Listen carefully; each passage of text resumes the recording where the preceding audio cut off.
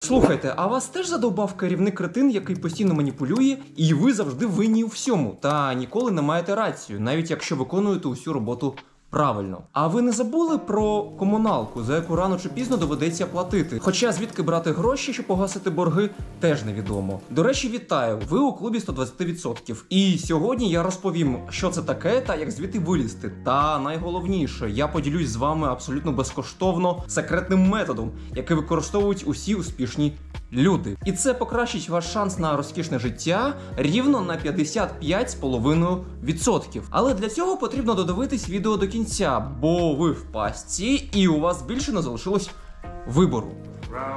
Я дивлюся навколо і бачу багато нових облич. Замовкніть. Розумієте, концепція від себе більше не працює. Цей надпис можна побачити в якихось хіпстерських кафешках, клубах та деінде. Але якщо ви дійсно хочете, щоб у вас був хоч якийсь результат у будь-чому і бажаєте далі не сидіти у бідноті, то потрібно навпаки забути про усі гульки та тусовки і до себе. У бійцівському клубі зібралися найміцніші і найрозумніші чоловіки у світі. Я бачу величезний потенціал, і я бачу, як його марнують. Зараз зрозумієте, до чого це я. Вся справа в тому, що робота перетворила мавпу в людину. Вона ж перетворила усіх нас в рабів. І наші керівники та директори завдяки цьому можуть дозволити собі комфортне і розкішне життя. А ми за ці копійки намагаємось хоч якось прожити і сподіваємось на якусь нещасну премію. Хоча б 500 гривень. І так усе життя. А після залишається сподіватися на якусь там пенсію, щоб зібрати собі ж на хрест та труну.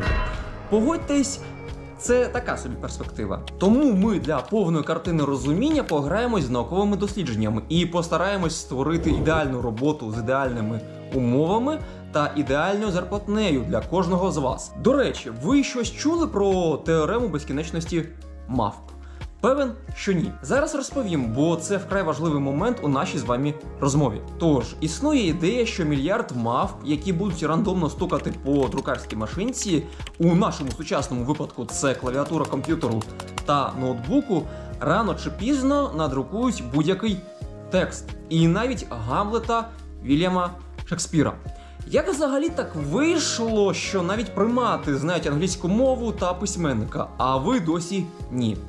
Залишимо це питання відкритим. А в іншому уся справа в тому, що витоки цієї теореми можна знайти в роботах античного грецького мудреця Аристотеля, який вважав, що увесь світ – це всього лиш навсього випадкова комбінація атомів. А через те, що їхня кількість і розміри обмежені, то і ймовірність повтору усіх цих комбінацій дуже і дуже висока. А ось вже повну теорему про безкінечність приматів сформулював французький математик Еміль Борель. Він провів експеримент з мавпами та друкарськими машинками для того, щоб довести собі, звичайно, в першу чергу, а потім усім навколо мало ймовірність порушення законів механіки з позиції статистики.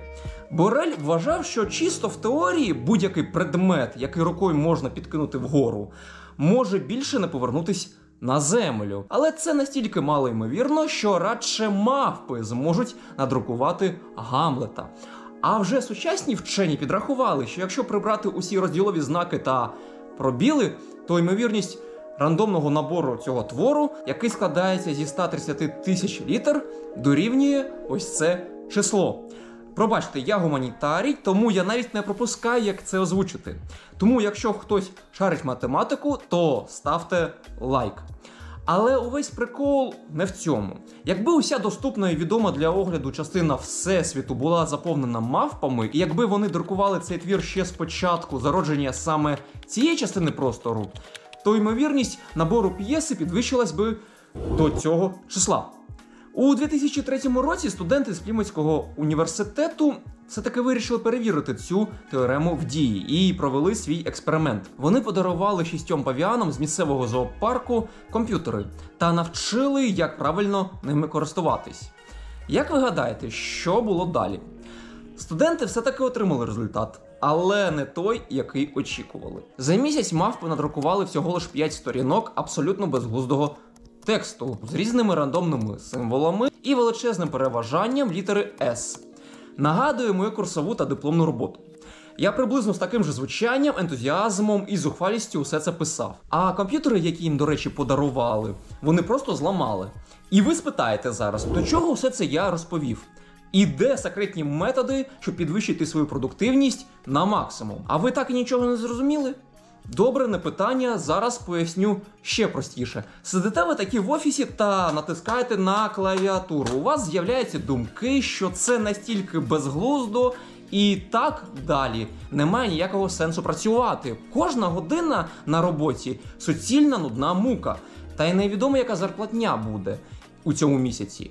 І чи буде вона взагалі, а може її взагалі затримають? Певно, постійно думаєте, як же своїми діями не розізлити шефа, щоб той не звільнив з роботи, бо більше нікуди йти працювати, тому що навколо теж саме. А воно таке жалюгідне мудило з короною на баштані бачить це, бо ходило на майстер-класи для директорів і тепер користується маніпулятивними засобами у повному обсязі. Можу вас привітати, ви нарешті почали мислити у правильному напрямку. Далі йде ще цікавіше. Вчені вважають, що нудна п'ятиденна робоча зміна виявилась насправді корисною для здоров'я.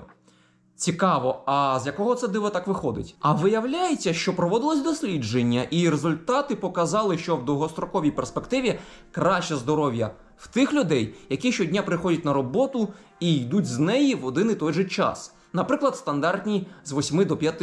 І буде ідеально, звичайно, за результатами цих експериментів, якщо ви працюєте за таким графіком з молодого віку. Погодитись з цим вкрай важко, особливо якщо якихось перспектив і розвитку у місті, де ви живете, вже немає.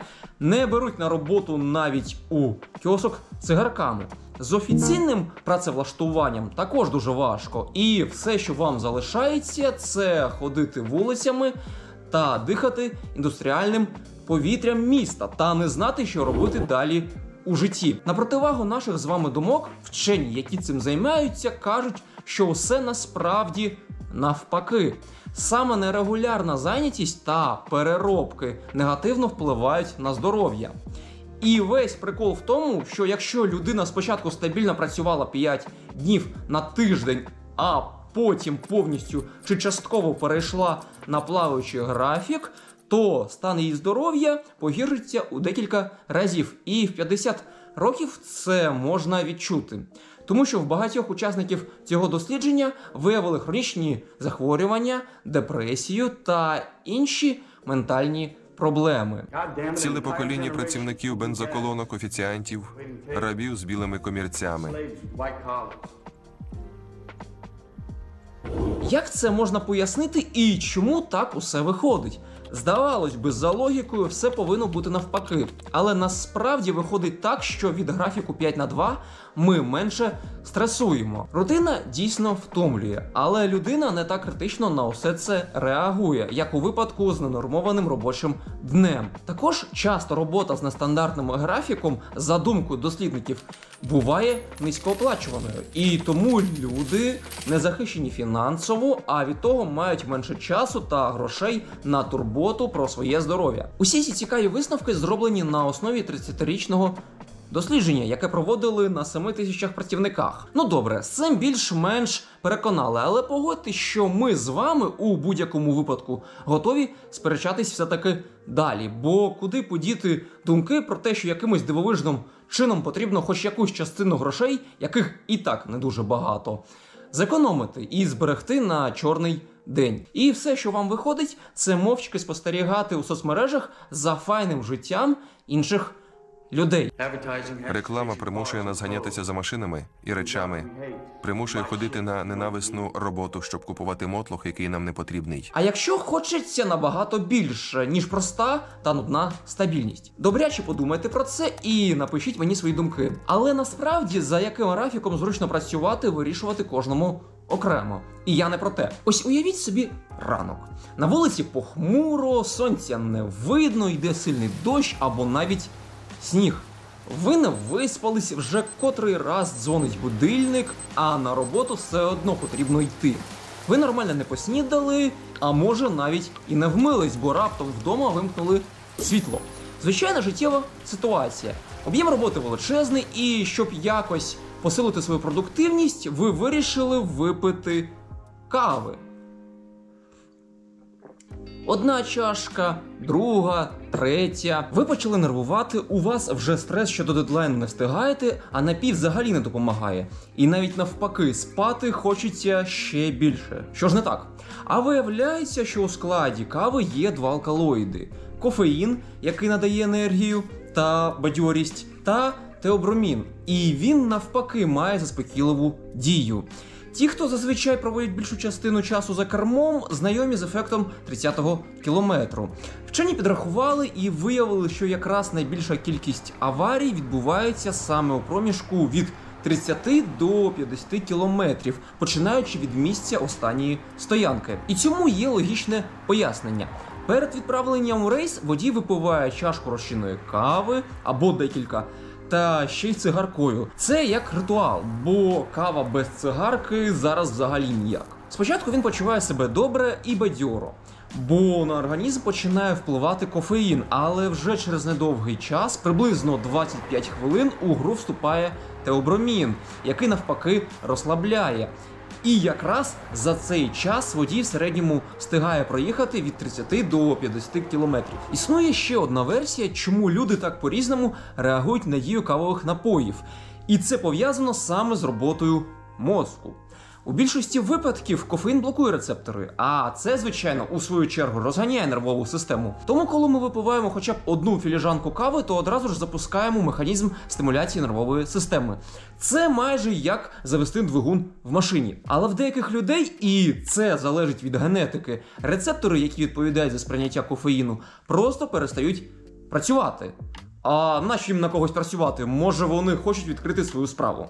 Жартую, звичайно. Наш організм – це все-таки один єдиний механізм. І тому від таких дій людина починає відчувати сонливість. Після цього в неї з'являються думки, що, можливо, однієї філіжанки було недостатньо. І п'є ще, і ще, поки повністю не відчує, що час у ліжечко. Я так само, коли працював 5 на 2 в офісі, випивав по 5 філіжанок напою. І не розумів, чому це мені постійно хочеться спати. І мало не посадив собі здоров'я. Тому якщо у вас графік 2 на 2, 3 на 3, 5 на 2 чи навіть 6 на 1, а в єдиний вихідний потрібно багато чого зробити по дому, то просто бережіть своє серце. Бо потім будете бігати по лікарям дуже довго. До речі, якщо ви не знали, то багато залежить від самого напою. Наприклад, підбадьоритись за допомогою лате, капучино чи гляса не вдасться, бо молекули кофеїну скріплюються з молекулами білка. А це, в свою чергу, в багато разів знижує швидкість його засвоєння.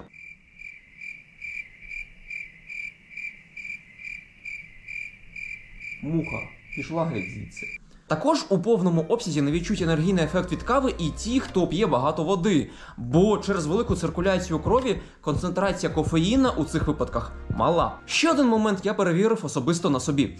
Пити цей напій у стресовому стані взагалі не можна. Навіть незважаючи на те, що через випиту чашку кави виділяється все той же гормон стресу кортизол, і спочатку вам хочеться хоч гори перевернути, хоч на край всесвіту у подорож відправитись, потім вас все одно очікують неприємні сюрпризи у вигляді акне та колапсу м'язів. Пояснюю, що це означає. Ви одночасно намагаєтесь заспокоїтись та сконцентруватись на роботі.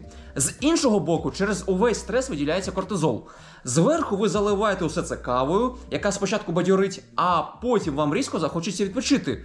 І одночасно ще більше виділяється саме цей гормон. І вже в цю гру вступає ще один фактор – неуважність та посилена реакція на зовнішні подразники. Ви випадково зачепили чашку, і уся ця краса граційно полилась на одяг, стіл, мишку з клавіатурою, на оточуючих, килим чи шпалери і та й на все, що завгодно. Що робить? Кого кликати? Хто допоможе? Містер Пропер взагалі не відповідає на дзвінки. Не біда. Усі відповіді на ваші запитання можна знайти на AliExpress. Щось зламали чи щось сподобалось? То в чому проблема? Хто вам забороняє? Замовте на цьому сайті, тим паче зараз там такі знижки, що мама мія. А якщо зареєструєтесь за другим лінком, то у вас буде ще й кешбек. Ну добре. Ви пройшли через цей етап, розізлились та розігнали сон черговий раз думками, що ваші діти не хочуть йти працювати. І у вас, певно, знову з'явились запитання. Боже, нащо ми це народили? Як його скинути з шиї і залишити без спадку? Бо це одоробло не перестає тинятись вулицями з друзями, не хоче братись за голову, та ще в кредити влізло. І чи не пізно віддати його в інтернат у 40 років? Я теж, коли чув подібні історії, що діти до такого віку живуть за рахунок батьків та ще й в кредити влазять, був у шоці. А за психологію грошей, якщо батьки працюють тільки для того, щоб прогодувати своє чадо і нічого собі не відкладають, то вони хворіють, а діти бідніють. Чи зовсім інша ситуація? Ви бачите, як старіють ваші батьки. Вам боляче на це дивитись, а вони все працюють і працюють на таких же роботах тут або десь за кордоном. Ви цього не хочете. Бажаєте їм щасливе життя і радість у всьому, але не можете собі це дозволити. Ми середні сини історії. Без мети, без свого місця у світі. Ми не знали ні Великої війни, ні Великої депресії. Така собі перспектива. Згодні? Тоді пропоную відволіктись і перейти до чогось цікавого. Наприклад, музика. Що ви взагалі про неї знаєте і яку саме слухаєте, щоб сконцентруватись на роботі? Реп, рок або диско 80-х? Як зазвичай, а як же інакше, британські дослідники з університету Ексетера довели, що гра на музичних інструментах або навіть спів протягом життя покращує роботу мозку в літньому віці. Щоб зробити ці висновки, вчені проаналізували опитування з британського онлайн-дослідження Protect, яке збирає статистику британців віком від 40 років, і на цей час вже відома інформація від 25 тисяч осіб. Автори проекту проаналізували музичні вміння своїх підозрюваних та результати когнітивного тестування, щоб визначити, чи дійсно такі таланти допомагають зберігати гостроту і гнучкість розуму навіть у похилому віці. І що виявилось?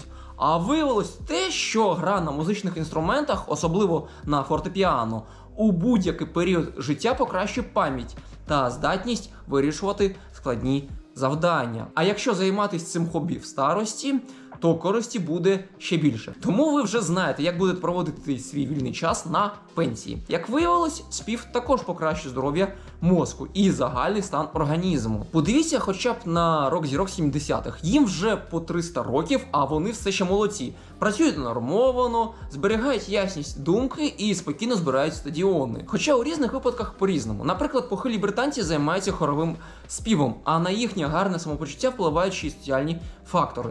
Наприклад, спілкування між учасниками чи взаємодія зі слухачами під час творчих заходів. До речі, а як ви проводите свій вечір п'ятниці та вихідних? Спортивна зала, відпочинок на природі, перегляд футбольних матчів чи келих пива між перервами?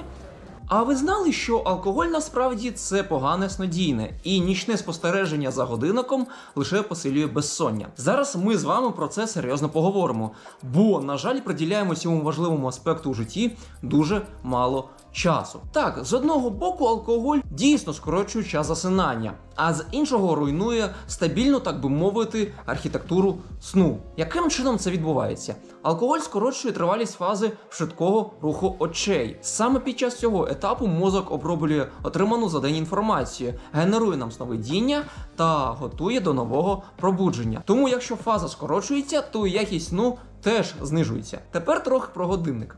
Коли ми точно знаємо, скільки часу залишилось на відпочинок, то починаємо про це постійно думати та нервувати. І цими діями в багато разів навантажуємо мозок. Наша велика війна – це війна абстрактна. Наша велика депресія – це наше життя. Погодьте, що саме думки бляха, а якщо я запізнюсь, а скільки мене там роботи очікує, а що скаже керівництво, точно не дають спокою вночі. А якщо це перший робочий день, то тим паче. І тому така реакція на один із можливих варіантів розвитку подій логічна і, звичайно, що посилить безсоння. Взагалі, в цьому випадку рекомендується прибрати годинник зі спальні і віднести подалі телефон. Краще всього в іншу кімнату, але якщо ви прям не можете без нього жити, то хоча б на 3 метри від себе і подалі від голови, щоб у вас нормально почав вироблятись гормон мелатонін. А ще, виявляється, жінкам потрібно спати на 15-30 хвилин більше, ніж нам, чоловікам. Мало того, що живуть довше, та ще й з відпочинком така ж фішка. Чому сталося саме так, а не інакше? Причин декілька. Дослідження показали, що жіночий мозок працює більш інтенсивно, аніж наш. Бо протягом дня вони виконують безліч різних завдань. Це і робота, побутові справи, турбота про дітей та інші жіночі штучки. Тому і логічно, що потреба у відпочинку набагато вища. Також на це впливає статевий гормон прогестерон. Його рівень багато разів підвищується в останні 2 тижні місячного циклу. Він особливий для них, бо має седативний ефект, а від того спати дівчатам хочеться більше. І тому запам'ятайте, нерегулярний сон гірше впливає на здоров'я, аніж нетривалий. Проте це ще не все. Продовжуємо далі. Нам з вами потрібні докази, чому саме так. І дослідники з Америки та Австралії порахували.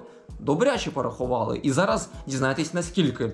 Вони виявили, що на загальне виживання та смертність, і незалежно від чого саме людина померла, більшою мірою впливає регулярність сну і меншою його тривалість. Заради усього цього було зроблено більше 60 тисяч спостережень, на основі яких ті, хто займається вивченням нашого з вами життя, зробили висновок, що для здоров'я та збереження циркадних ритмів, циркадні ритми, простіше кажучи, це біологічні годинники, важливіше саме, підкреслюю, регулярний сон. В дослідженнях, які присвячені впливу нічного відпочинку на здоров'я, найчастіше приділяють увагу саме його тривалості. Виявляється, якщо ви недостатньо відпочили, то у вас виникнуть безліч серйозних проблем. Через деякий час, але виникнуть. А саме хронічні захворювання, погіршаться когнітивні властивості, увага, концентрація, пам'ять, підвищиться дратівливість. І це ще не все. Імунна система теж піде по причинному місцю, та й ефективність відщеплень буде